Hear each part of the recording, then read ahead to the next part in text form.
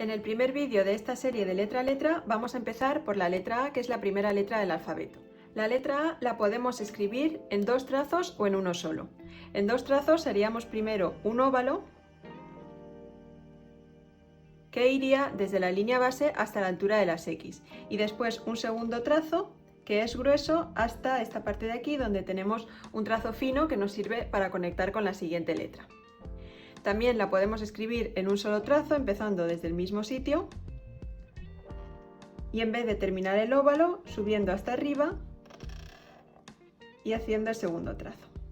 Además de colocar correctamente los trazos finos y los trazos gruesos, es importante respetar este espacio que es el blanco interno de la letra y no comérnoslo con el segundo trazo. Si hacemos una letra A empezando con el óvalo y con el segundo trazo nos metemos dentro de ese blanco interno, la letra no nos va a quedar bien. La parte más difícil de una letra es la transición entre los trazos gruesos y finos, que además ocurre siempre en una curva. Tenemos que cambiar la presión que hacemos con el rotulador justo en el punto más alto o más bajo de la curva. Si lo hacemos después, demasiado tarde, o antes, demasiado pronto, no tendremos una transición suave en este punto. Para mejorar estas transiciones podemos practicar los trazos básicos si estamos utilizando un brush pen o intentar dibujarlas con mucho cuidado para que quede una transición suave entre el grueso y el fino si las estamos dibujando con un lápiz. También podemos dibujar la letra A de otra forma, que sería la que nos recuerda un poco a las letras que tenemos en las fuentes de ordenador o a una máquina de escribir. Y empezando por su esqueleto, los trazos gruesos en esta letra serían este trazo de aquí, que es descendente, y este trazo de aquí, que también es descendente y grueso. Al resto de los trazos les podemos dar un poquito de grosor. Y siempre que dibujemos una letra es importante rellenarla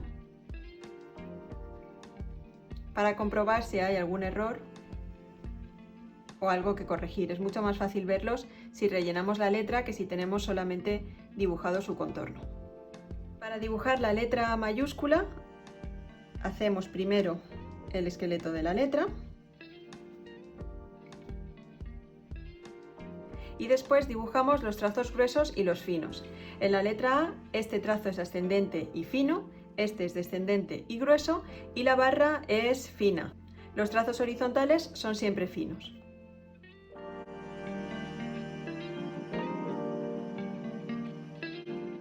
En la letra A es importante que la barra deje un espacio equilibrado entre este espacio que hay aquí cerrado y el espacio que tenemos abajo.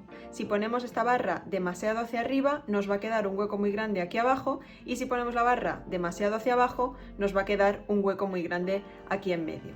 Las letras que tienen contraste se suelen terminar con remates o serifs, que son estos elementos decorativos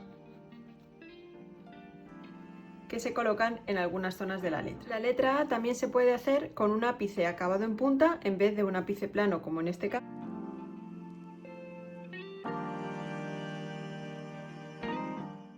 Y aquí tendríamos el ejemplo de una A con muchísimo más contraste y acordaros de que si el ápice acaba en punta hay que subirlo un poquito por encima de la altura de mayúsculas. Las letras que tengan formas redondas y formas que acaban en pico tendrán este rebasamiento, que significa que un trocito de la letra sobresale un poquito por encima de la línea de mayúsculas y en algunos casos un poquito por debajo de la línea base para crear un equilibrio visual. También podemos dibujar la letra A sin ningún contraste, empezando por el mismo esqueleto y dando más o menos el mismo grosor a todos los trazos.